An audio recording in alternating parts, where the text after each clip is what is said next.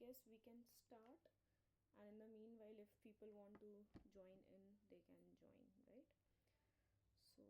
So, as you remember, last week we discussed about some questions and some things which were discussed in that week lecture by the professor. But due to some technical issues, we were not able to see the videos which I have curated for you guys to understand and get the in-depth information about this particular subject. So I would like to go back to that particular session, the last week one. I hope you guys can see the screen. These are the slides which I shared with you guys last Saturday. So there were few videos with respect to certain topics which I wanted you guys to see. So I figured it out and that technical issue is resolved according to me. So we're gonna give it a try one more time. So let's see if we can go back to those lecture videos. So this was the first lecture video which was involved in the last week's session. It basically gives you the primary definition of redox reactions, that is oxidation and reduction. Why this is important? It is because so that all the electrolysis which we are studying, all the biology aspect of it, you should know what is the chemical basis of it, right? Electrochemistry at the end of the day. So this is the chemical part which is driving the electrical aspect of the bioelectrochemistry. Okay, so let me know if you guys can see my screen and can listen to the audio of this particular video.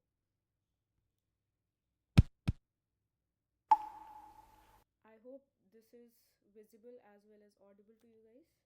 Can someone confirm? Yes, ma'am. It is Okay, noted. thank you so much. In today's video, we're going to take a look at redox reactions, which are reactions in which oxidation and reduction both take place at the same time. And to do this, we'll cover displacement reactions, ionic equations, and half equations. We saw in a previous video that one meaning of oxidation is the gaining of oxygen, and that reduction is the loss of oxygen. For example, if aluminium reacts with oxygen to form aluminium oxide, we can say it's been oxidized. Whereas if we take away that oxygen, then it's been reduced. The terms oxidation and reduction can also refer to the loss and gain of electrons though. And instead of just remembering which is which, most people use the mnemonic OIL-RIG, which stands for oxidation is loss, reduction is gain, and this refers to electrons. So if we had a magnesium atom, and it loses 2 electrons to become a 2+ ion, then it's been oxidized. And if it gained those 2 electrons back, then it would have been reduced. Most of the time though, these oxidation and reduction reactions don't happen by themselves. Instead, they both take place at the same time. Because if one substance loses electrons, then another substance has to gain them. And because both happen together, we call them redox reactions, which just means reduction-oxidation reactions. For example, if we react some magnesium with a dilute acid, which we can represent as H+, because that's the important part of an acid, then the magnesium atoms will lose 2 electrons and be oxidized, forming magnesium 2+ ions. Meanwhile, the hydrogen ions will gain those electrons and so be reduced to neutral hydrogen atoms in the form of hydrogen gas.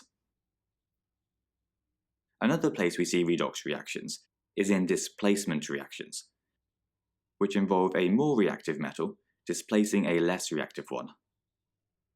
For example, if we look at our reactivity series, we can see that calcium is more reactive than iron. So if we added some calcium to a solution of iron sulfate, then the calcium would displace the iron to form calcium sulfate, while the iron would precipitate out as a solid. For reactions like this, it's sometimes useful to write them as ionic equations, in which we only show the particles that actually take place in the reaction and change in some way. For example, if we showed everything here as ions, we can see that the sulfate ions stay as SO4 2- ions. they don't actually change or take place in the reaction by exchanging electrons. Because of this, we call them spectator ions and get rid of them from our equation. And what we have left is the ionic equation. We can actually break this down even further though, by writing individual half equations which show the gain and loss of electrons for each of the elements involved. To do this, we first copy the ionic equation, but only for one particular element. So for calcium, we would write that a neutral calcium atom goes to form a calcium 2+ ion. Next, we need to add our electrons to make the charges balance. As the calcium atom loses 2 electrons, we can think of the calcium ion as one product, and the 2 electrons as another product. So we put +2 electrons on the right-hand side.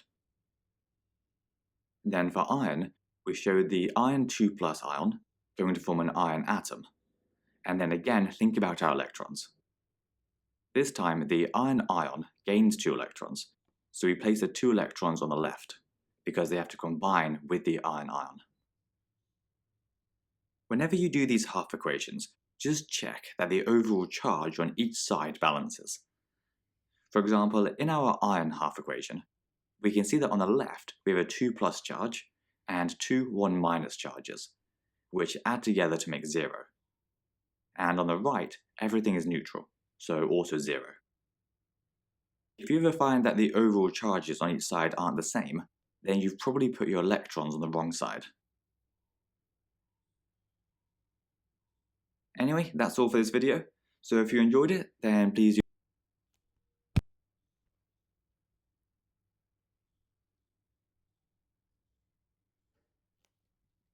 So if you guys remember, we were discussing about the redox reactions general principles, right? So this particular video was with respect to the general discussion of redox reactions. They are not difficult to understand. I'm assuming most of you are either in an undergrad program or in your master's program. Okay, so if you have any trouble in understanding the redox reactions, then do let me know, and if not, we can move forward. I'm assuming that maybe there might be certain specific things which you don't understand about certain equations, or like what they signify, how to write them. Those are secondary things. The major thing is that you understand the basic meaning of redox reaction. As the name already suggests, that it will always be accompanied by its counterpart. That is, if a reduction reaction is taking place, there has to be an oxidation reaction also, right? So in the universe, or say not universe, at least in the system, we talk about systems, right? If we are working with something, we call it the system, and apart from that, everything is called the universe or the world, or those things. So if your system is there, your system will always have 2 half reactions. One will be a redox, one will be the reduction, and the other will be the oxidation part of it, so that the flow of electricity, or the flow of electron, or potential difference basically can be generated. Okay, then if you remember, then we talked about galvanic cells, and then some basic things, and then we directly went into questions. With respect to questions, I personally added some of the videos which we will see here like within 10 to 15 minutes of today's lecture, and then we'll move directly to this week's discussion. So this was another video which was associated with the redox reaction only. I know this seems a little bit repetitive, but trust me, if you understand the basics very well, and as you might have been following the lectures also, so majorly focuses on, even if it is taking a lot of time, if you focus on the basic, the building on those foundations become easy, and all the complex problems and the complex things which becomes more prominent as the subject proceeds is easier to grasp. Okay, so it's better to spend more time in your basics and foundations. So this is the basic difference between oxidation reaction and reduction reaction. Earlier we understood what exactly is an oxidation and reduction. Okay, now we are seeing what is the difference between an oxidation reaction and an reduction reaction. Taking place around us are some form of oxidation and reduction reactions. So what are oxidation and reduction reactions, and where do we find them? In the 1700s, the word oxidation originally meant a reaction with oxygen, where oxygen was added to a compound. This was because oxygen was the first known oxidizing agent. However, the definition of oxidation has become more general these days, including other types of reactions. In modern chemistry, oxidation means the loss of electrons during a reaction, and it doesn't necessarily involve oxygen. The opposite process of oxidation is called a reduction. The word reduction originally meant removal of oxygen, but in modern chemistry, once again, it means gain of electrons during a reaction. In a chemical reaction, one species loses electrons as the other species gains electrons. Therefore, oxidation and reduction reactions take place altogether. That's why oxidation-reduction reactions are simply referred to as redox reactions. Oxidation? Reduction? Electrons? What? Are you confused? Let's just remember the acronym Leo the Lion, GER. What this stands for is loss of electrons is oxidation and gain of electrons is reduction. Or you can remember it as oil rig, which stands for oxidation is loss, reduction is gain. That is loss and gain of electrons, of course. Now, where do we find oxidation and reduction reactions in everyday life? Number 5. Combustion. Burning wood in the fireplace, burning coal, fireworks, lighting a matchstick. These are typical examples of combustion. Combustion is a redox reaction where a compound being burnt is oxidized and oxygen in the air is reduced. Combustion reaction is also used to fuel the space shuttle. The fuel tank of the space shuttle contains super cold liquid hydrogen and liquid oxygen in separate compartments. When they are mixed and burnt, they form water and release enormous amounts of energy. Talking about space shuttles, do you know what happened to the Space Shuttle Challenger? It was in January 1986, the Space Shuttle Challenger broke apart 73 seconds after launch, killing all 7 crew members. Well, what caused this disaster? One investigation concluded that due to an unusually cold weather that morning, a rubber seal in the shuttle's booster rockets became stiff. This allowed superheated gas to escape and burn through the external tank. The external tank collapsed, spilling liquid hydrogen and oxygen inside. As you can imagine, mixing liquid hydrogen and oxygen created the huge fireball. This was a combustion reaction horribly. Everyone is requested to kindly mute yourself. Yeah, thank you. Gone wrong. Number 4. Corrosion. Another classical example of oxidation is corrosion. Corrosion is a process where metals are eaten up gradually by the oxygen in the air. In a way, corrosion is a very slow combustion.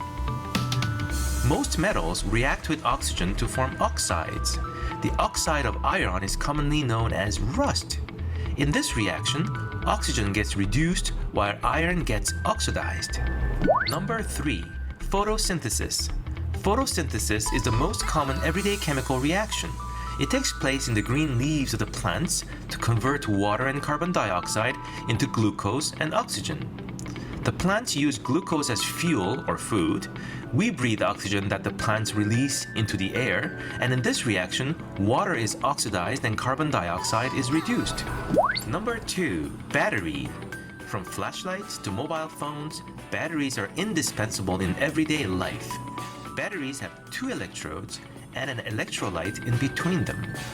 Alkaline batteries such as Duracell uses zinc as the anode and manganese dioxide as the cathode. When you switch your flashlight on, zinc gives up 2 of its electrons, leaving zinc ions behind at the anode. It is an oxidation reaction. The electrons pass through the flashlight, turning the lights on. Then they re-enter the battery at the cathode. These electrons combine with manganese dioxide to form manganese oxide. It is a reduction reaction. To carry back electrons from the cathode to the anode inside the battery, charged ions flow through an electrolyte solution between the electrodes. This completes the circuit and powers your flashlight. Number 1. Digestion. Digestion? Who would have thought? Well, food molecules such as glucose, for example, react with oxygen in the body and break down into carbon dioxide and water. Energy is released in this process, which keeps us alive and grow.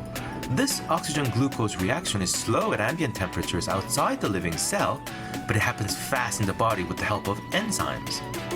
Well, that's it for today. If you learned something new today, give this Yeah. So now you can see how diverse the understanding of redox reaction plays a role, right? So it is from like basic non-living surface phenomena to how we actually are digesting food, how the food is being made. Everywhere at every single step, wherever there is a change of phase.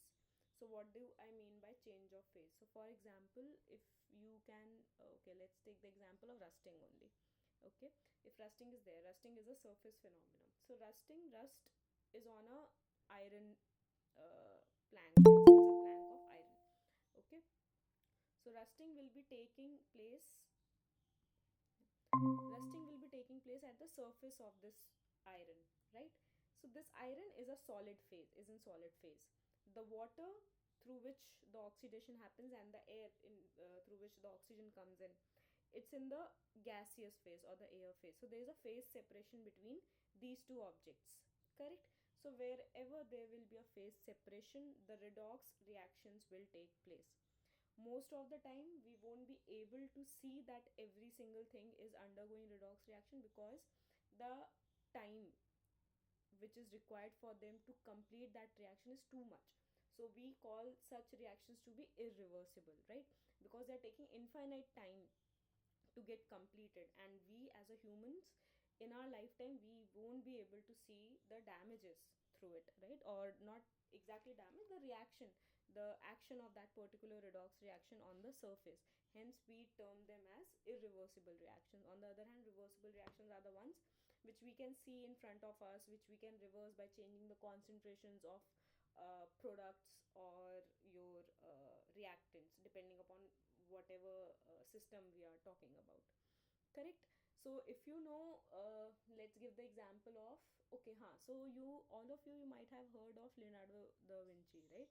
He has created some beautiful paintings such as of Mona Lisa and The Last Supper, all those things. So these paintings are there, but originally how they are very different when they were painted freshly at that time, right? And whatever we have a reacted version of those paintings. Why? Because paintings use paints at the end of the day, they are chemicals, right? And when once they are exposed to the environment, the external phase, the another phase apart from the painting, the reactions will take place, correct? So you might, if you guys have seen the Mona Lisa painting, the that particular woman, she doesn't have eyebrows, right? So do you really think a painter will not paint, if he's painting a woman as his muse, don't you think that he will paint the eyebrows, right? Because they are very distinct feature of someone's face. So the thing is, Mona Lisa did had eyebrows, right? But because it's been so many years, the painting has been exposed to so many environmental changes, that due to all these chemical reactions and the restoration which takes place to maintain the painting which it is like currently, you need to use some chemicals, because of which the paint which was particularly used for her eyebrows was vanished throughout those years, right? So in his lifetime he couldn't see that, but as we are preserving it, we can see that the reaction definitely has taken place on the surface of that painting, because of which there are certain losses, change in color, and xyz things happen, indicating that redox reactions are occurring everywhere. It doesn't mean whether you are able to visualize it, to see it or not. It depends upon the rate through which they are happening. And redox reactions are the core of our batteries which we use, right? So if you remember, in 2019 a Nobel Prize was also awarded for the battery also, right? So why it is so important? So batteries are powering everything which we own, right? It gives us freedom, that we should not be constantly stuck with the charging board, correct? We can store energy, we can capture it, we can take it with us, we can recharge it. All these phenomena came later. once we understood the phenomena of spontaneous reactions, and spontaneous reactions are always accompanied with reduction reaction and an oxidation reaction, right? So to give you a more basic understanding that why it is important to understand redox reactions and how it has changed, like from this basic galvanic cell which we studied to getting a Nobel Prize in 2019. So let's see what has changed. Okay.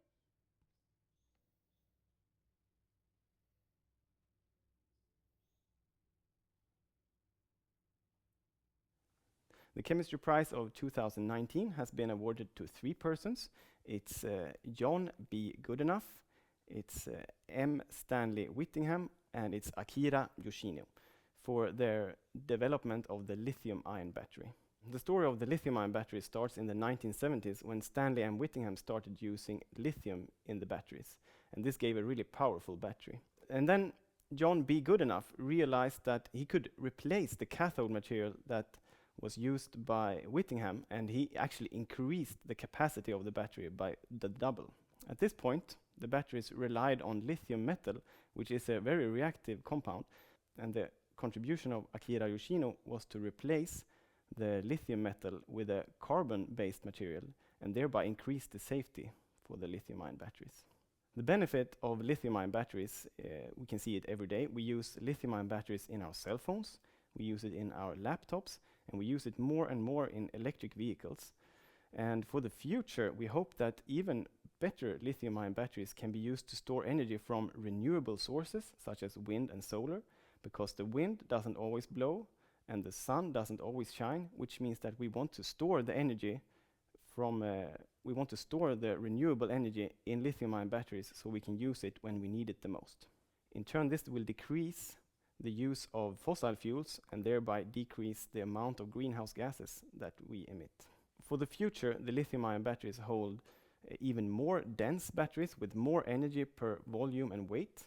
And we can also see that the science and the knowledge that these 3 laureates have contributed with can open up for even newer battery systems, relying on perhaps different ions or different materials that will perhaps give cheaper, better, and more environmentally friendly batteries.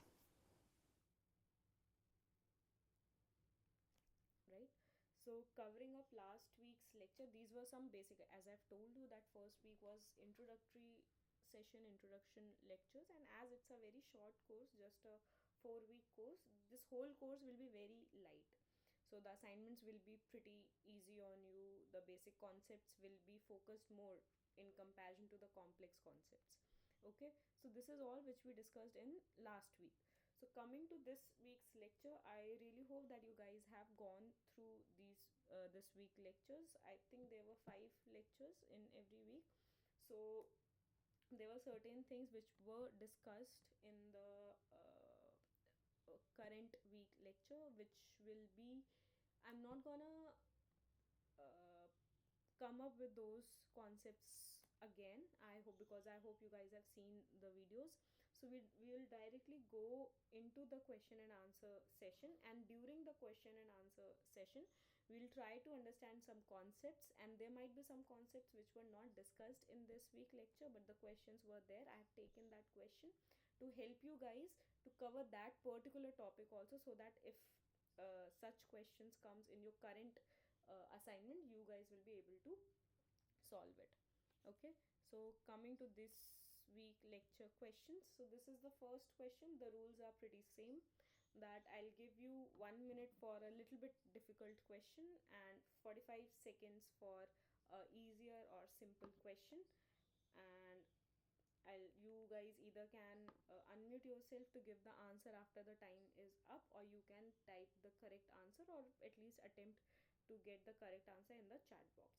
Okay, so this is our first question for this week. So the question says, in a battery, the electrodes are physically separated by a barrier material that prevents them from coming into physical contact with one another. Which could cause the battery to? Your options are generate heat, short circuit, draw excess current, or increase resistance. So the question basically is, what it is trying to ask is, so as we have seen in the galvanic cell or basic cell structure, that there are two electrodes in different compartments, right? Or even in the same compartment, but there will always be a solution in which those electrodes will be placed. So why that solution is important, and if that solution is not there, so the electrodes will be placed physically closer to each other. So if they are placed physically closer to each other, what are the possible things which can happen if the electrodes are placed together?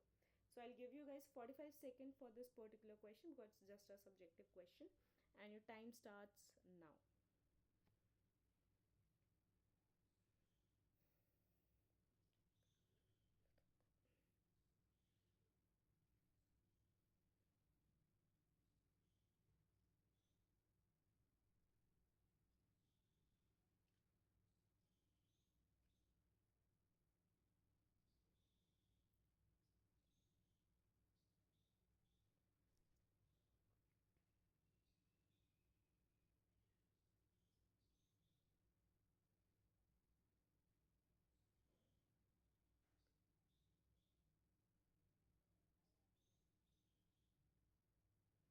Your time is about to finish.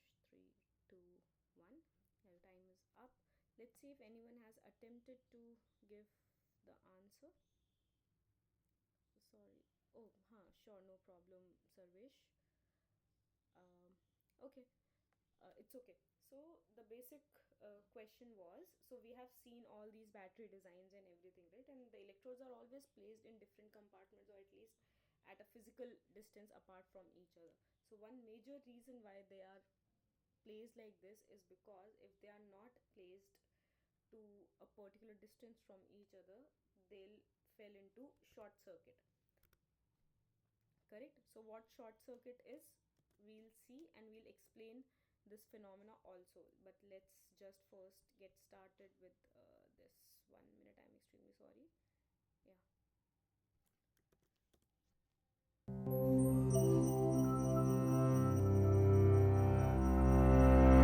So this will tell you a brief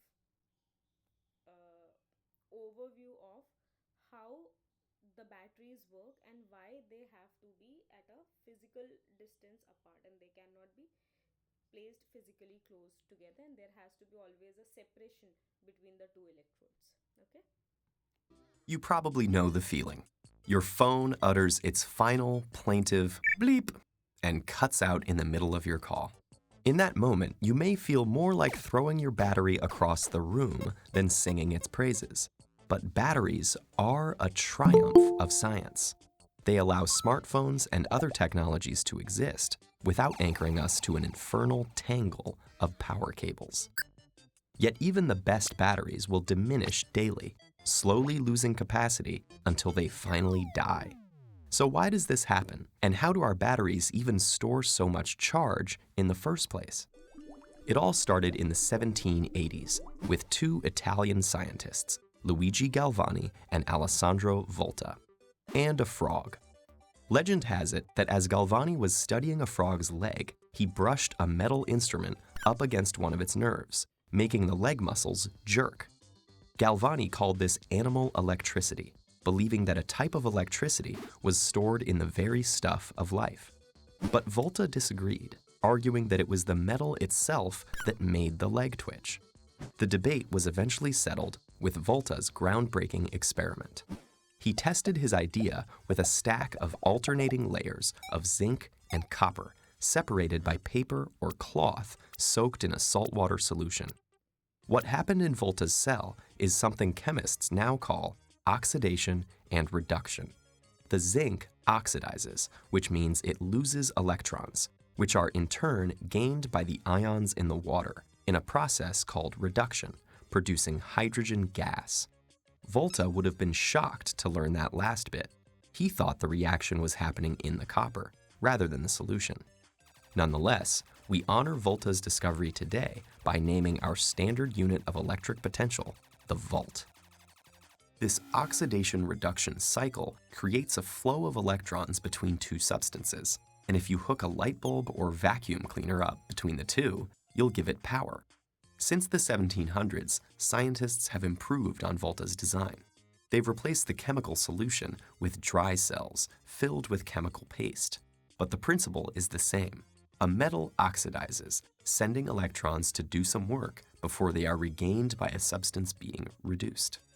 But any battery has a finite supply of metal, and once most of it has oxidized, the battery dies. So rechargeable batteries give us a temporary solution to this problem by making the oxidation reduction process reversible. Electrons can flow back in the opposite direction with the application of electricity. Plugging in a charger draws the electricity from a wall outlet that drives the reaction to regenerate the metal, making more electrons available for oxidation the next time you need them. But even rechargeable batteries don't last forever. Over time, the repetition of this process causes imperfections and irregularities in the metal's surface that prevent it from oxidizing properly. The electrons are no longer available to flow through a circuit, and the battery dies. Some everyday rechargeable batteries will die after only hundreds of discharge-recharge cycles, while newer advanced batteries can survive and function for thousands. Batteries of the future may be light, thin sheets that operate on the principles of quantum physics and last for hundreds of thousands of charge cycles. But until scientists find a way to take advantage of motion to recharge your cell battery, like cars do, or fit solar panels somewhere on your device, plugging your charger into the wall, rather than expending one battery to charge another, is your best bet to forestall that fatal bleep.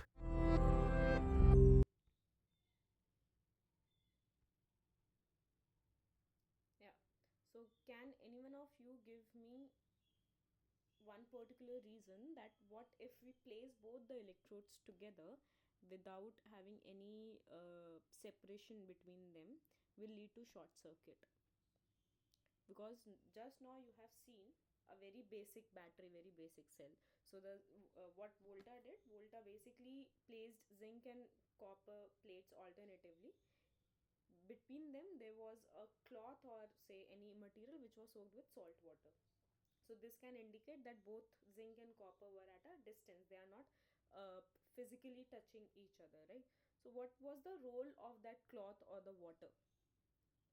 If you understand that, then you will be able to appreciate that why, because the moment you put a space between two electrodes, right, it increases the space, correct? So we are working towards making batteries more efficient and smaller. So the best way to make batteries smaller will be to get rid of any accessory thing, right? So why specifically we need something to be placed in between those electrodes? It is because that electrodes separation is there is some sort of solution or some sort of material which will be able to receive the electrons or make a communication between the circuitry which is being developed inside the battery. If that circuitry is not there or that solution is not there, the electrons will eventually go nowhere, right? Because the potential difference will be none. If it is starting from A point ending at A point, there is no difference, the potential is zero for both of those things, hence the circuit is not complete and no electrons will flow at the end, no voltage will be detected, and at the end of everything no power will be calculated or no work will be done by that particular battery.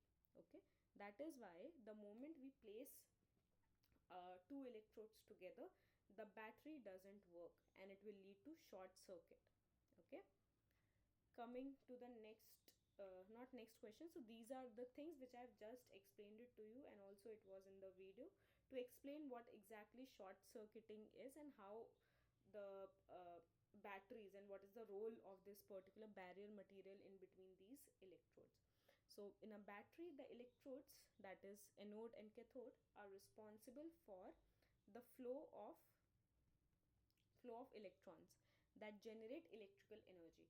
However, to function properly, the electrodes must be physically separated to prevent direct contact, which could lead to a short circuit. Roles of multiple role of barrier materials or the separator or the thing which is present in between the electrodes is: first, To prevent the anode and cathode from touching, a separator is placed between them. This separator is typically made up of porous material, allowing the passage of ions while blocking the direct flow of electrons. The key functions of the separator are: first, prevent short circuits, that is, if the electrodes come in direct contact, electrons would flow freely between them without passing through the external circuit. This would lead to an uncontrolled reaction, excessive heat generation, and possibly battery failure. Okay? Allow ion flow. The separator is designed to be electrically insulating but ionically conductive, meaning it allows the movement of ions such as lithium or whatever battery particularly you are using, that particular ion, such as cadmium.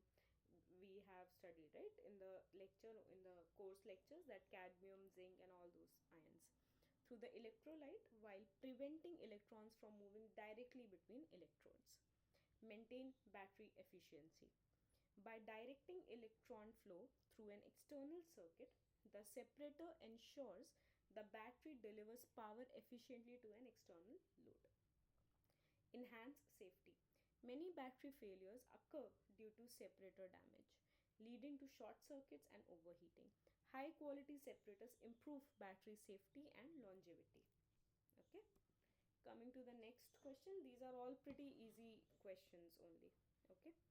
So the next question says, in the discharge mode, when the battery drives the electric current and blank occurs at the negative electrode, that is anode, resulting in electrons moving from the electrode through the circuit. So what do you mean by this? So either when the discharging mode is there or when the battery is driving the electric current, what will happen at the anode?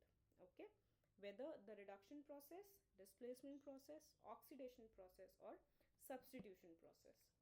So I'll give you guys 1 minute so that you can think of all the possible answers and probably the reasons that this particular thing will happen in this particular case with respect to the question. So I'll give you guys 1 minute to solve this question. Put your answer in the chat box and your time starts now.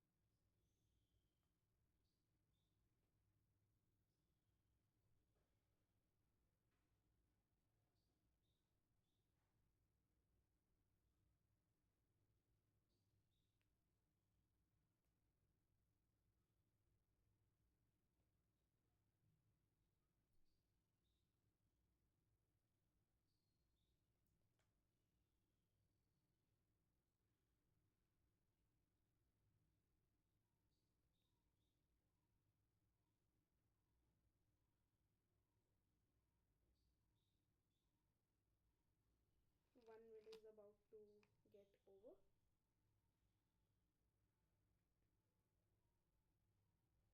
Yeah, your 1 minute is over. So any possible results anyone has given me? Okay, you guys are not participating. You should participate. It will help you understand the concepts and will give proof of concept for your thinking and answers.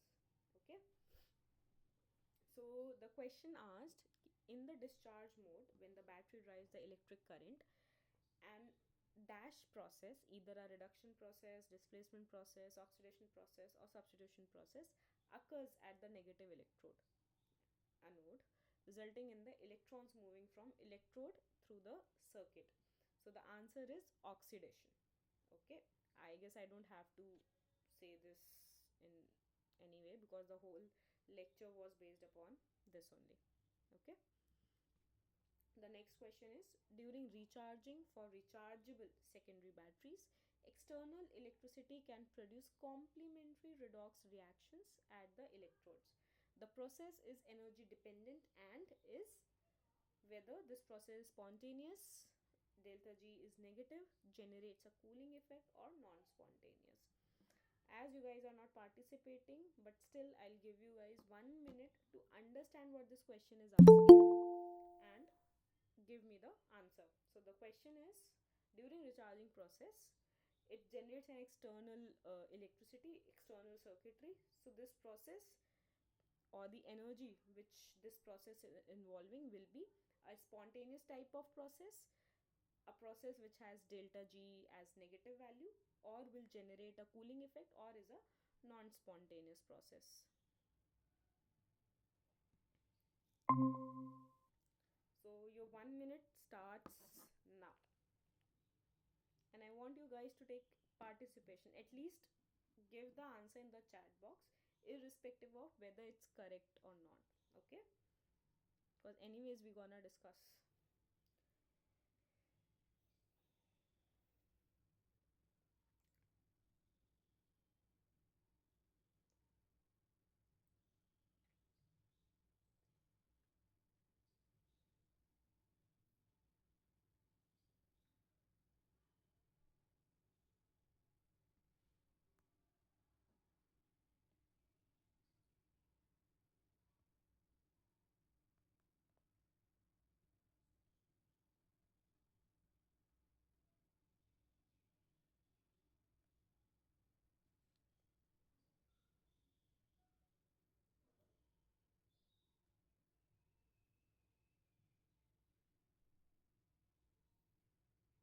Your 1 minute is about to be over. Just give it a try. It's a very easy question at the end of the day, right? If you know what spontaneous reaction is, what non-spontaneous reaction is, what is the meaning of delta G, or the free energy having a negative value, the cooling effect, whether it will be an exothermic reaction or an endothermic reaction, if you know such basic things about these particular options, this question is easy to solve. So give it a try, though your 1 minute is over. So let's see who has tried. Oh great, someone has tried, and they say non-spontaneous process, right? So yes, the correct answer is non-spontaneous process, because what we are dealing here is, we are using the spontaneous reaction to make the voltage, or make the work done, or make the power, right, or do the work at the end of the day. But once that spontaneous reaction is saturated, or is no longer taking place, we need to recharge the battery, as we have seen in the previous video, right? So this recharging, as we are providing energy from the outside, so this is not a spontaneous process, this is not happening on its own. We have to provide the energy, and anything in which we have to provide the energy to the system is a non-spontaneous process, and all non-spontaneous process has positive delta G value, not negative delta G value. Okay, so try to understand the basics, because these are pretty easy questions. They are not solving based, they are not memory based, right? They are just definition based questions. If you know what spontaneous reactions are, you will be able to understand that the cell or the battery, they perform the spontaneous reactions, hence we get the energy. But once we are charging the batteries, it's a non-spontaneous process, and all the things associated with non-spontaneous process will be, delta G will be positive, heat is supplied to the system, all these things will automatically get attached to these type of reactions. Okay, so why recharging especially is a non-spontaneous and energy dependent process? Because a non-spontaneous process in a battery's discharge phase is the chemical reaction occurs spontaneously, generating electrical energy. This means the Gibbs free energy, or the delta G, is negative, indicating a spontaneous reaction. Okay, however, during recharging, we are reversing these reactions, which is a non-spontaneous process. To make it happen, we need to supply energy from an external source, or electricity from the external source. External energy input, to reverse the discharge reactions, an external voltage is applied, which forces electrons to flow in an opposite direction, and this is the external circuitry which is being talked about in the question which we were discussing earlier. Okay, this energy input drives the oxidation reaction, oxidation reduction reaction, that is the redox restoring the battery's original charge state. Complementary redox reactions. The oxidation reaction that took place at the anode during discharge now happens at the cathode, because we are reversing the circuitry, we are reversing the reactions. Okay, so earlier oxidation used to happen at anode and reduction used to happen at cathode, but once the output circuit, or sorry, not output, the external circuit is provided to this battery, the reactions will change. And once the reaction will change, earlier electrons were flowing from anode to cathode, but due to the external circuitry, now the electrons will flow from cathode to anode, so that here the concentration of electrons can be rejuvenated again. And once the external circuit is being removed, there will be lots of electrons here which will spontaneously flow from anode to cathode. Okay, the reduction reaction that took place at the cathode during discharge now happens at the anode. Essentially, the electron flow is reversed compared to the discharge cycle. It's basically the same thing is written in different way, that the reactions are reversed when external circuitry is involved. So the example will be the lithium ion battery, and we're going to discuss this in the coming slides also. So this I have given, this particular video is there, which basically tells you how the lithium ion battery works. Okay, so let's see what it means to work with lithium ion battery. It's crazy that every second you use your smartphone, there is a chemical reaction, like a baking soda volcano happening inside of it. It looks like a solid device without many moving parts, but it's true. Inside the battery, there is a chemical reaction that is continuously running, and without it, your phone would just be dead, which is something we're all familiar with. Let's investigate this lithium-ion battery. How does it power your smartphone? What happens when you recharge it? And probably what we're all wondering, why does your battery die earlier and earlier in the day? To answer these questions, let's open up this battery and look inside. So first, how does your battery power your smartphone? Let's start from what we know. All batteries have a positive terminal and a negative terminal and supply power or electricity to our portable devices. So electricity is essentially a flow of electrons in our smartphone. Electrons which are negatively charged flow from the negative terminal and run things like the speakers or the display, and then end up in the positive terminal. So then, where does this flow of electrons come from? Well, this is a lithium-ion battery, so the electrons come from the element lithium. At the negative terminal, which is technically called the anode, lithium is stored between layers of carbon graphite, similar to the graphite in your pencil. Graphite has a nifty crystal structure of layered planes that allows the lithium to be wedged in between each of the layers. The technical term for this is intercalation. Graphite functions as a kind of like stable storage space for lithium atoms. Okay, moving on. One inherent property of the element lithium is that it doesn't like its outermost electron, and it wants to give it up. When there is an available path from the negative terminal to the positive terminal, this electron separates from the lithium and starts heading to the other side. At the same time, the lithium leaves the graphite and becomes positively, or +1 charged, and is now called a lithium ion. FYI, an ion is just a fancy word for an atom who has lost or gained an electron and thus is charged. When a lot of lithium atoms leave the graphite at the same time, a flow of electrons is built up. So, let's now jump to the positive terminal, which is technically called the cathode. Here we have cobalt, which has lost some electrons to oxygen, thus making the cobalt positive, or +4 charged. As a result, it wants to gain back an electron. So when we connect the negative and positive terminals to our smartphone, the electrons flow from the lithium, which wants to give up an electron, through the circuits and components in the smartphone, and to the cobalt, which wants to gain an electron. Now here we run into a small issue. With the flow of electrons from the negative to the positive terminal, the cobalt side grows more and more negatively charged, and the other side positively charged. Yes, the electrons do want to flow in this direction, but at the same time, electrons don't like to flow to an area that is growing more and more negatively charged. This is because opposite charges attract and similar charges repel. So to fix this, we give the now positively charged lithium ions that recently left the graphite a path to move to the other side. This path is called an electrolyte, and its function allows for the lithium ions to migrate over from one side to the other, while not allowing the electrons to move through it. When lithium gets to the cobalt side, it again wedges itself or intercalates with the cobalt and oxygen to become lithium cobalt oxide. The lithium isn't regaining its electron. That electron went to the cobalt. It's just balancing out the charge buildup. Let's quickly recap. Here is a full battery.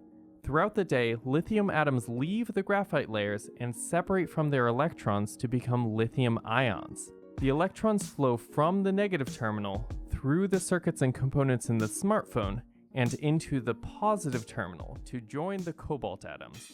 At the same time, the lithium ions travel through the electrolyte in order to neutralize the charge buildup and keep the reaction going. Here's the chemical formula for the reaction.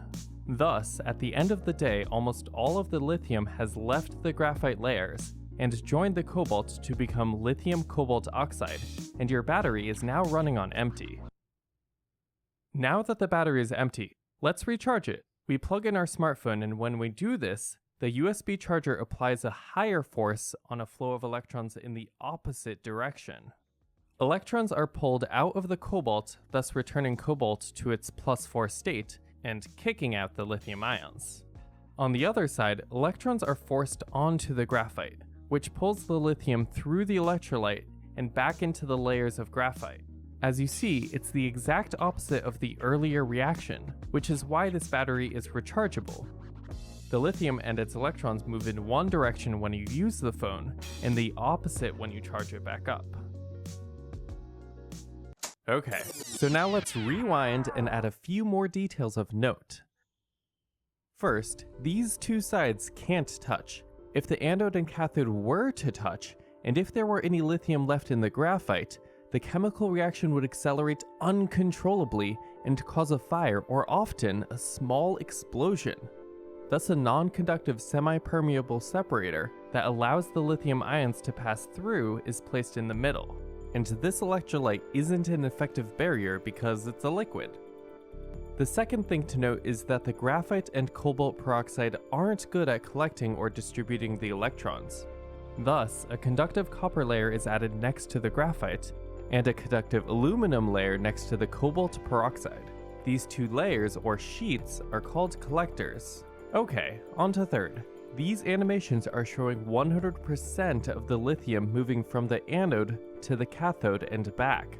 But in reality, there will always be some percentage of lithium that remains in the anode, cathode, and electrolyte, despite the battery being fully charged or discharged respectively.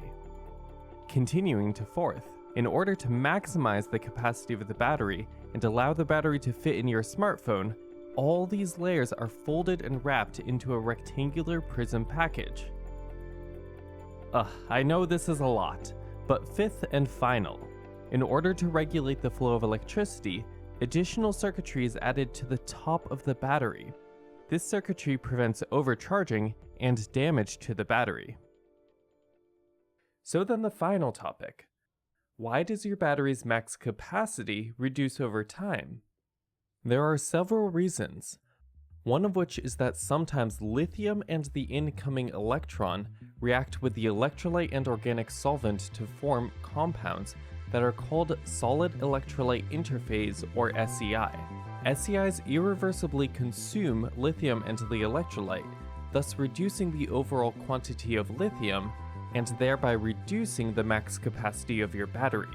Another reason is that when you fully discharge your battery until it's dead, it can result in too much lithium on the cobalt side, which causes the irreversible generation of lithium oxide and cobalt-2 oxide. These compounds are stuck in that state, which thereby reduces the amount of lithium and cobalt for future use. So one tip is to not let your battery run until it's empty. It's better to recharge your battery at 30 or 40% than to let it run until it's dead. That about wraps it up.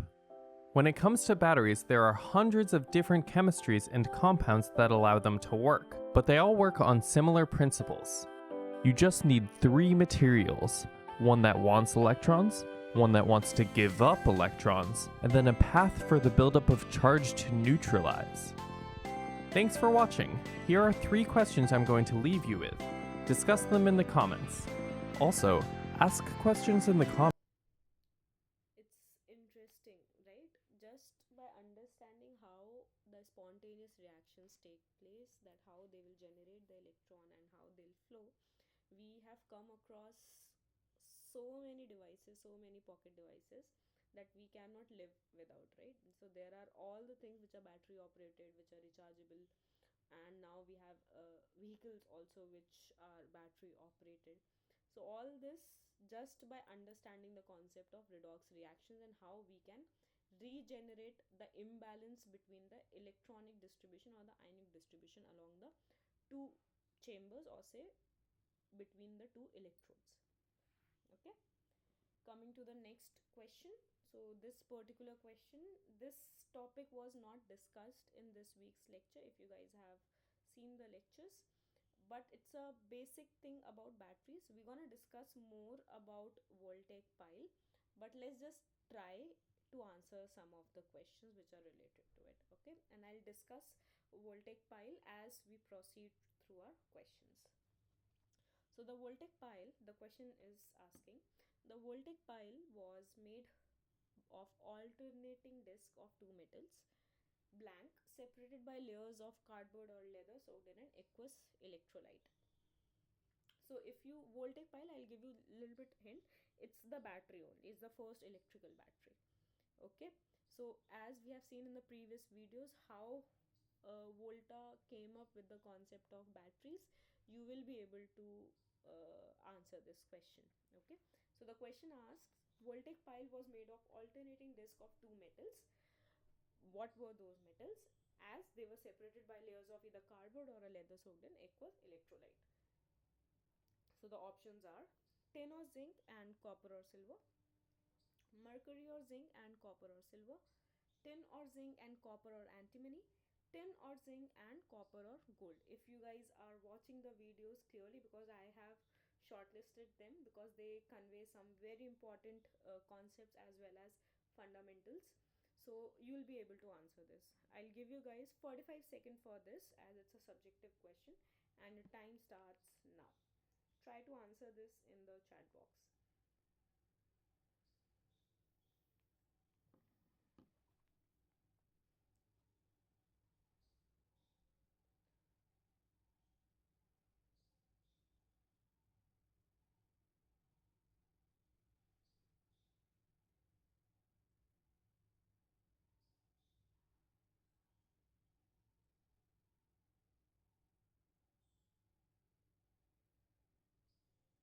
The time is running out. Try attempting it. The question is, don't go with the name, just think it's a normal battery which Volta was talking about in a previous video, and try to fill in the blank.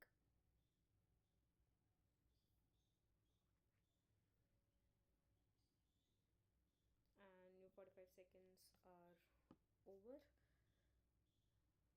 Okay, no one attempted. It's okay. So as I've said, that's a basic battery, the primary battery which Volta was talking about. And if you remember, he used the zinc and copper in it. So if you know that it was zinc and copper, the other elements are fine. You can come up with it. So this silver and tin, they were like dominant metals at that time, and hence he particularly chose zinc and copper for this purpose. But I'm not gonna like push you guys more for this question because we have not discussed the voltaic pile cell, right? So what was and what is voltaic pile? So voltaic pile is the first true battery.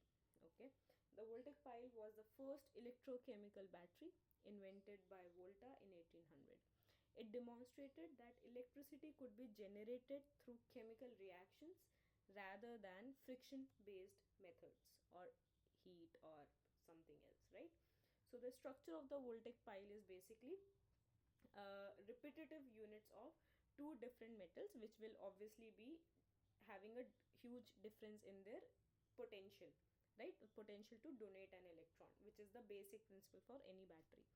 So the two metals were zinc and copper. So zinc, again, it will be at the anode side, so this electrode will be the negative electrode, and copper, this will be the positive electrode or the cathode. Okay, so at anode oxidation will happen, and at cathode reduction will happen. Zinc will provide electrons, and copper will be reduced by accepting that electron. Okay, and electrolytic soaked separator or an electrolytic solution. Okay, so layers of cardboard or leather soaked in salt, water or dilute acid, at the end of the day they should have ionic strength. Okay, this provides an ionic medium for charge transfer. And a static medium, a metal disc and electrolyte layers were stacked alternatively, creating a pile or column. The topmost copper disc was the positive terminal, and the bottommost zinc disc was the negative terminal. So what are the major significance of voltaic pile? First, it is the first practical source of continuous electricity, because this was the first time when you can just place metals on top of each other separated by an electrolytic solution, and you can generate and control the power within you. Okay, and this gave rise to our modern batteries. Foundation for electrochemistry and electrical applications, inspired by later designs, and it basically gave us modern batteries. Okay, so I guess this was the history A power out. and I would like you guys to give special attention to this particular video, because this is describing how the voltaic cell was came into play, as well as how it is designed nowadays, because the coming questions will be based upon voltaic cell only. Okay, But the fact is, batteries were used long before electrical grids or generators were in use.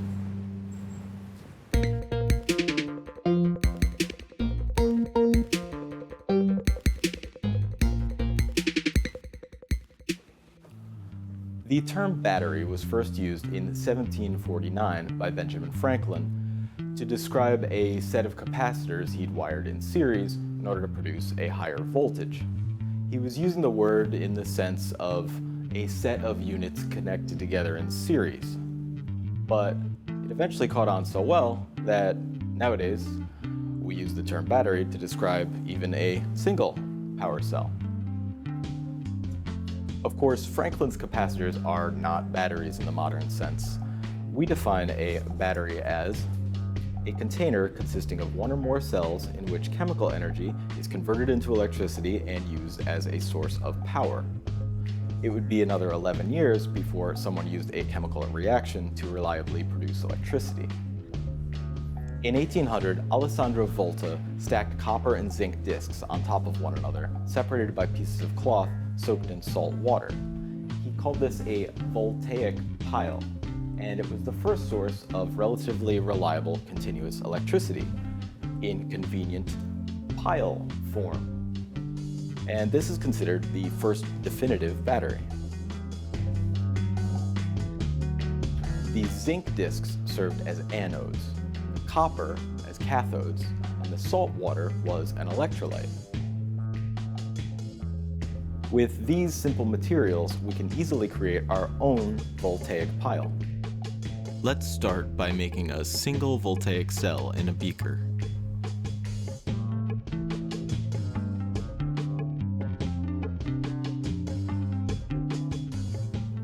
The beaker cell produces 0.796 volts. Now I'll build a bunch of cells together as a voltaic pile, using these cardboard squares, which have already been soaked in the salt water.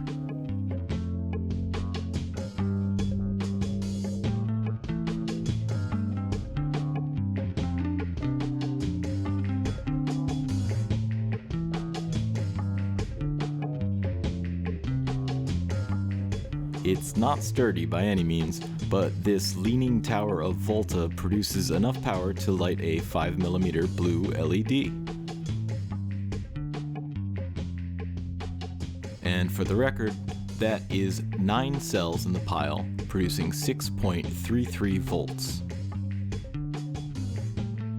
Not long after the voltaic pile was created, William Cruikshank came along and improved the design by laying it on its side in a slotted box. This helped prevent the electrolyte from leaking and causing shorts between plates, and it was known, appropriately enough, as a trough battery. But moving away from piles and troughs, in 1836, John Frederick Daniell pushed the battery further with his Daniell cell. The Daniell cell's defining feature was its use of a porous barrier between 2 different electrolyte solutions. In this example, we see the copper cathode sitting inside of a porous earthenware pot filled with copper sulfate. This pot is then submerged inside of a container filled with zinc sulfate and encircled by the zinc anode. The porous earthenware allows ions to pass between the electrolytes, but hydrogen bubbles are prevented from forming. This greatly increased the cell's lifespan when compared to a voltaic pile. The Daniell cell wasn't perfect, but its improved reliability made it suitable for widespread use. In fact, the standard for 1 volt is based on the output of 1 Daniell cell. All of the batteries we've talked about up until now would be considered primary, which means once their chemical reactions are depleted, that's it, they need to be replaced. Now, a secondary battery can be recharged multiple times and used again without being replaced, which is a good thing. In 1859, French physicist Gaston Plante created the first rechargeable battery using a lead anode and a lead dioxide cathode immersed in sulfuric acid. The chemical reactions inside Plante's lead acid cell could be reversed by passing a reverse current through it. A pretty amazing feature, but its weight and size made it impractical for most uses. Still, it was suitable for some things. In fact, lead acid cells are still used in cars today. So far, all of these early batteries have used liquid electrolytes, which pose pretty obvious challenges to portability. But in 1886, Carl Gassner created the first dry cell battery using an electrolyte paste composed of ammonium chloride and plaster of Paris. Because it didn't spill and could be used in any orientation, the zinc carbon cell opened the gates to many new portable uses, such as flashlights. The zinc carbon cell would eventually be refined by the National Carbon Company and evolve into our modern alkaline battery.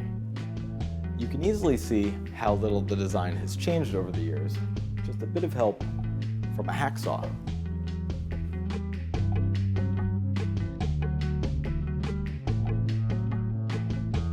It's densely packed, but all the elements are still here.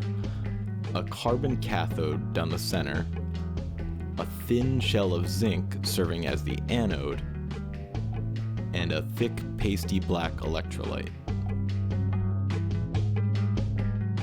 Of course, more and more nowadays, when we think batteries, we think lithium. In fact, you probably carry around a lithium battery every day in your pocket.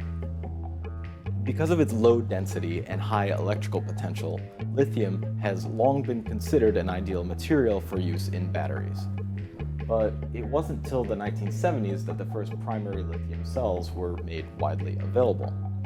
Further developments from researchers around the globe led to the release of the lithium-ion battery in 1991, and later the lithium polymer battery in 1997. The major difference between lithium-ion and lithium polymer is in the electrolyte. The microporous electrolyte used in lithium polymer batteries means they can deliver the same power as lithium ions, but in a lighter, flexible package. Otherwise, the chemistries are the same. Inside of a lithium-ion cell, you'll find layers of anode, usually composed of carbon, cathode of metal oxide, and an electrolyte containing a lithium salt. So ultimately, batteries come down to chemistry. And although you'll hear about revolutionary changes being made to battery design, The basics remain the same: anode, cathode, and electrolyte. If anything major changes, I'll let you know.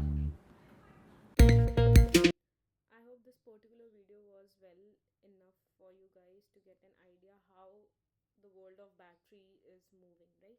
So the basics will always remain the same, and on top of it you can just change certain things. You can change the, till now this is what is happening, you can change the size, you can change the type of electrolyte, you can change which element or the atom you are using as in an anode or at an cathode. Correct. So all this will vary, but at the end of the day, there has to be a redox reaction accomplished spontaneously for a battery to be alive and to provide the power. Okay. So talking about voltaic pile, as you can now understand very well that voltaic pile was nothing, is just the pile up version of anode and cathode separated by electrolyte, right? So this is the first electrochemical battery which Volta discovered or formed. This revolutionized the field of electrochemical and battery also. So the voltaic pile was a blank battery. Now you'll be able to answer this question in a very well manner, because you understand what a primary battery is, what a secondary batteries are, what is rechargeable primary. So if a battery is rechargeable, will it be considered as primary, or if a battery is non-rechargeable, then it is considered as a primary. So thinking in these lines, I'll give you guys just 45 seconds for this because it's a very easy question, and I'll expect that all of you will answer this question. Okay, and your time starts now.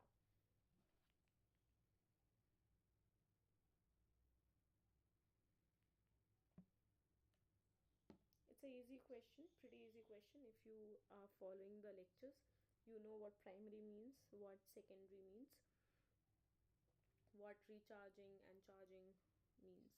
Okay, this is one of the major issue in the field of electrochemistry, that we are trying to figure out how to make more efficient batteries which can last longer, so that their efficiency, the holding capacity, their ability to provide power can be increased gradually. Your time is about to up. I really hope some of you just even attempt to give the answer for this question. Your time is up, and okay, the correct answer is primary. As we have seen that primary batteries are the one which will not be recharged, because the spontaneous reaction, the electrolyte will be exhausted, and hence we cannot recharge them, and all the batteries which depends on non-rechargeable phenomena are called primary battery. As voltaic pile was the first true electrical or electrochemical battery, it's a type of primary battery at the end of the day. This is how it looks, that they are piled up, copper and zinc, each having an electrode in between them. Okay, and they are non-rechargeable because we are not refilling the electrolyte, or we are not changing the separation between the electrodes with different electrolytic solution. Okay, moving to the next question for today. The next question is, the cell voltage of the voltaic pile was approximately blank depending on air exposure. This you might not be able to answer, but let's give it a try. Let's see if you can be close to the value, even if you guys are not correct. Give it a try and let's see. Yeah.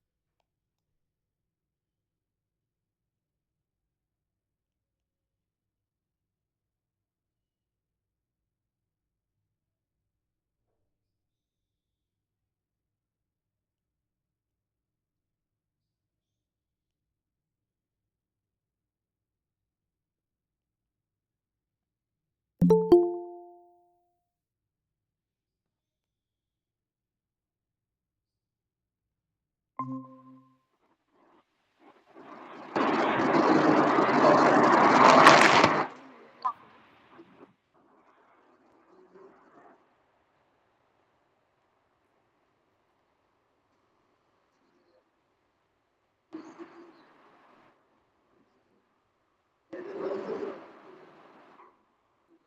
Meena,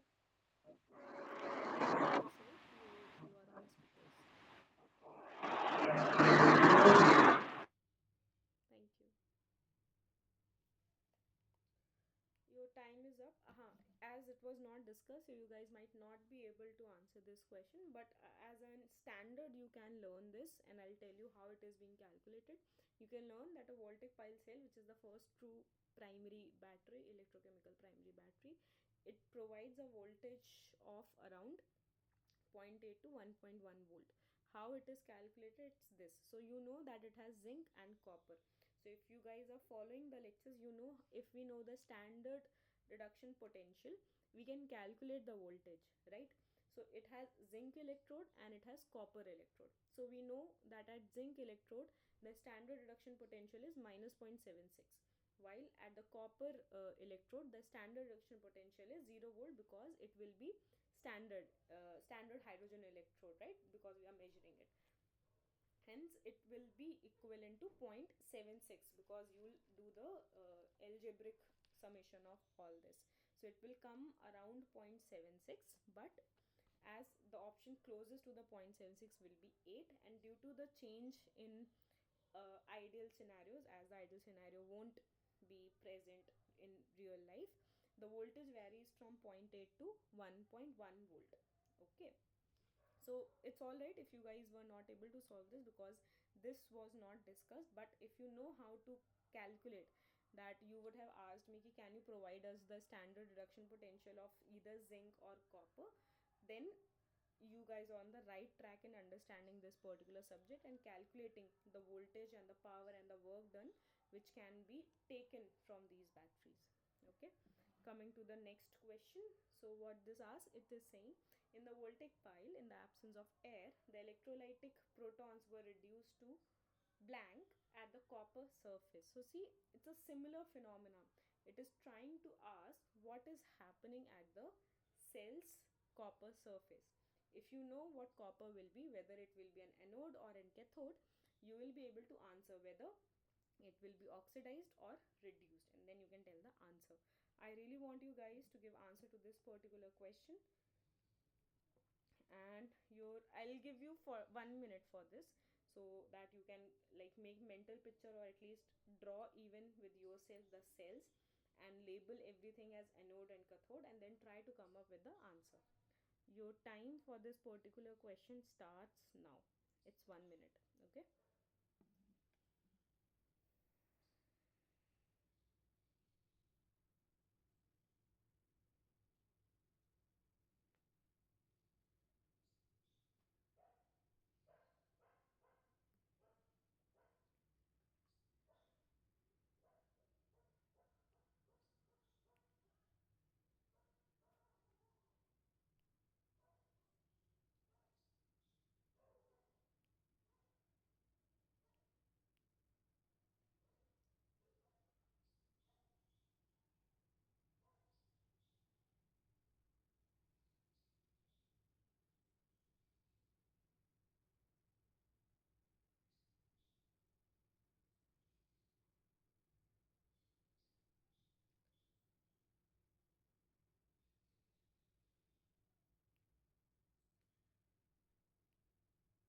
The time is about to be up.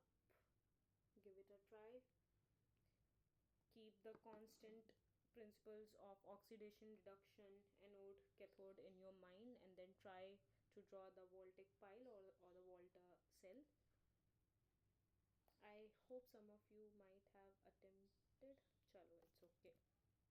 So the correct answer is hydrogen gas. Even if you don't remember this, you would have, if you were paying attention, you could see in the last question only we discussed what happens at anode and cathode, right, in a voltaic pile cell.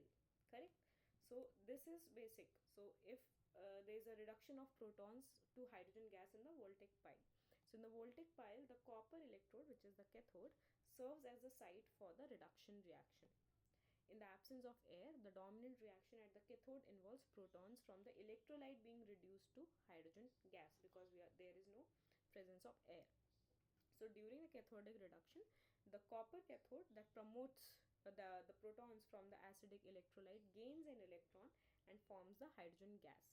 Some of the key features for the cathodic reaction or the formation of hydrogen gas in voltaic cell is that electron comes from the zinc anode. Okay. Hydrogen gas forms as bubbles on the copper electrode surface. no oxygen is involved, that means only H plus ions participate in the reaction. Okay, but why does this happen? As you know that standard reduction potential of hydrogen is 0. If you guys were following the lectures, you know why it is being considered as 0 or unity. Okay, since the zinc anode has a lower potential, that is 0.76 electrons, naturally flow to the copper cathode where hydrogen ions are reduced. If oxygen were present, then as the oxygen has more potential to gain electron, then hydrogen gas won't be formed, and then the reaction which we just talked about at the cathode, it won't take place.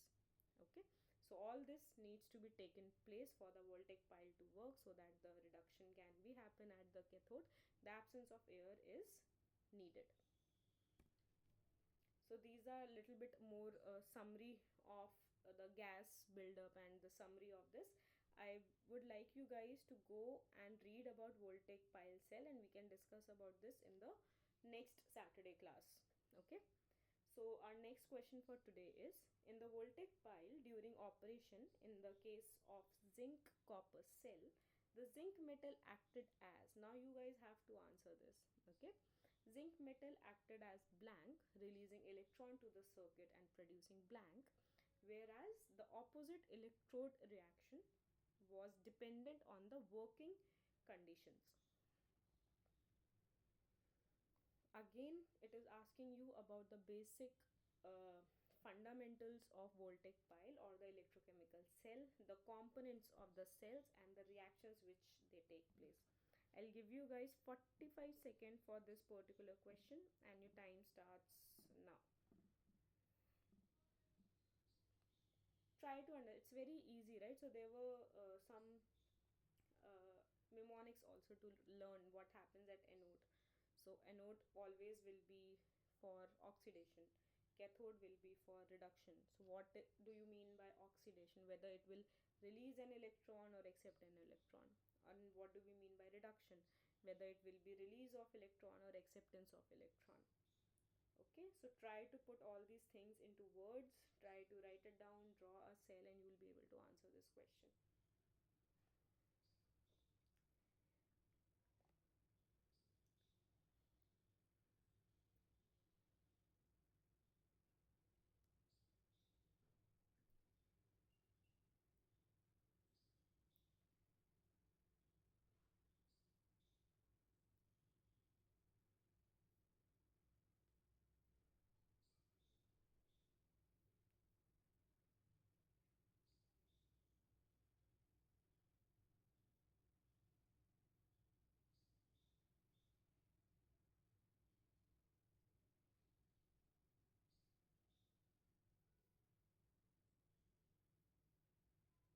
Your 1 minute is about to be over. Give it a try. Someone has given a try. Okay. Well, the correct answer is anode and metal ions, as anode is associated with oxidation and metal ions will be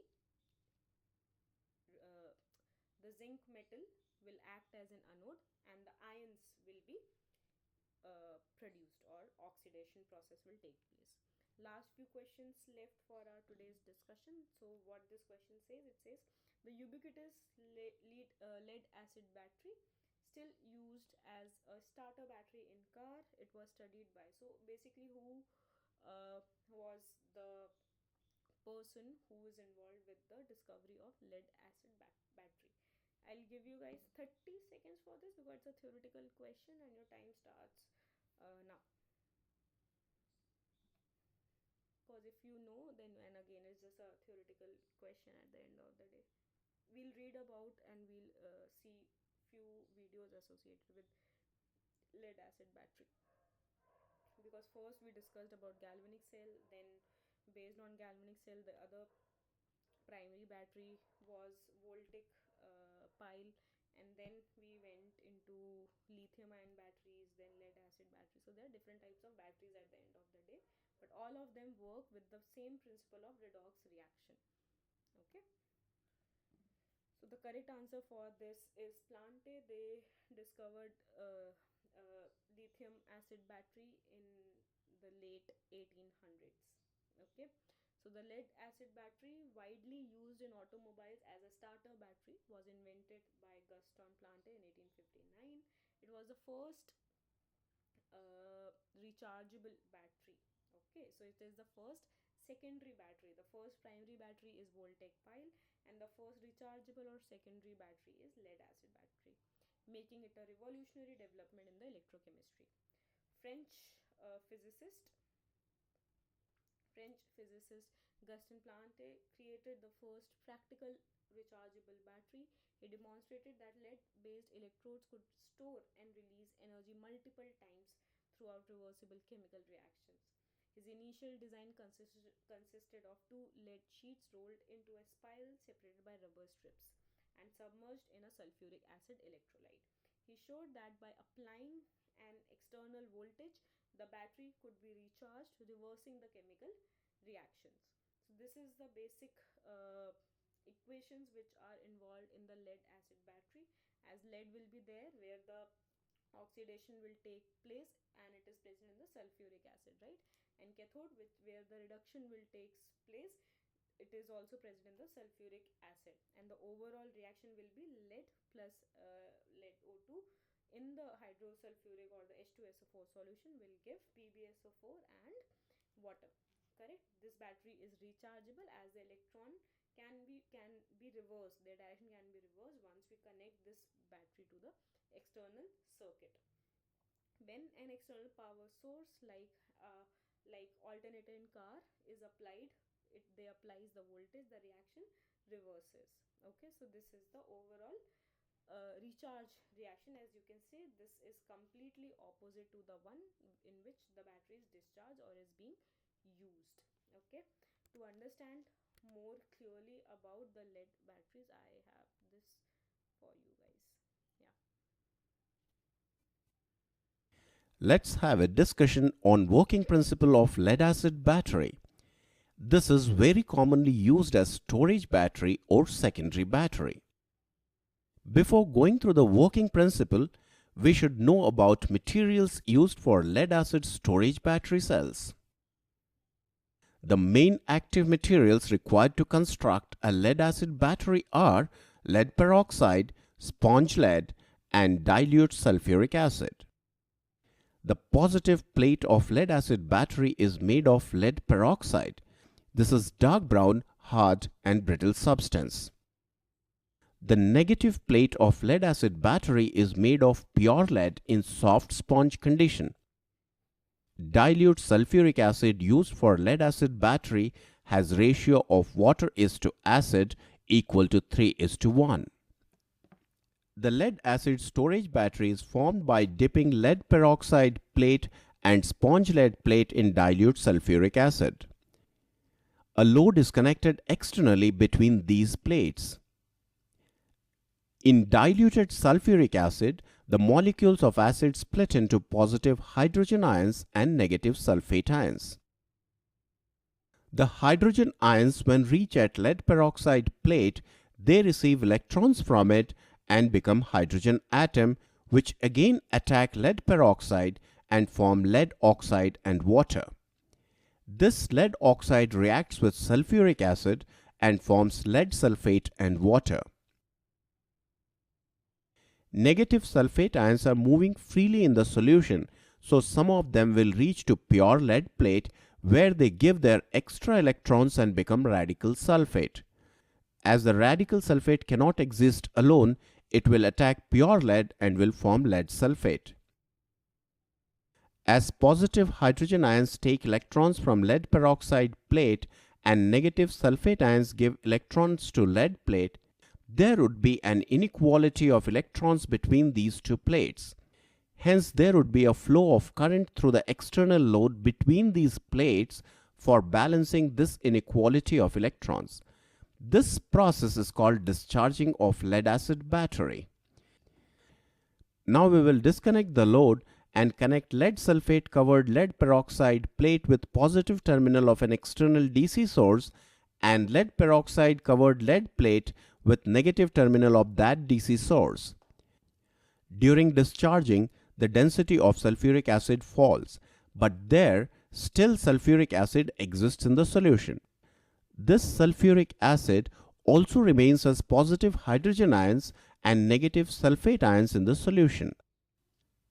Hydrogen ions being positively charged move to the electrode connected with the negative terminal of the DC source. Here, each hydrogen ion takes one electron from that and becomes hydrogen atom. These hydrogen atoms then attack lead sulfate and form lead and sulfuric acid. Negative sulfate ions move towards the electrode connected with the positive terminal of DC source, where they will give up their extra electrons and become radical sulfate. This radical sulfate reacts with lead sulfate of anode and forms lead peroxide and sulfuric acid. Hence, by charging, the lead acid storage battery cell becomes ready for discharging. Thank you. Right? So still the basic principle remains same. Correct? For all the batteries, it's just there either the electrode will be different or electrolyte will be different, or how, whether they'll be able to charge or recharge. These are the basic things which are involved in the batteries. Okay, so this question should be pretty easy to you guys. So the lead acid battery is based on two lead electrodes, at least one of which partially oxidized to lead oxide, separated by, yeah, just now we saw, and I don't think so that I have to give even some time for this question. It's sulfuric acid at the end of the day, right? So this is the basic design of lead acid battery. That is why it is called lead acid battery, correct? Because there's a lead which is present in the acid, that is the sulfuric acid. Okay, so I hope that you guys can continue and will continue following up with the sessions, the live discussions, as well as the per week course, because we are halfway through it, right? So only 2 weeks more remaining for this short course. Remember, you don't need to learn all the complex concepts immediately. First, focus on the primary concepts, and they'll help you in understanding the more complex problems and help you in understanding the subject in better way. Okay, thank you so much for your patience, and we'll meet in next Saturday. Okay, thank you so much.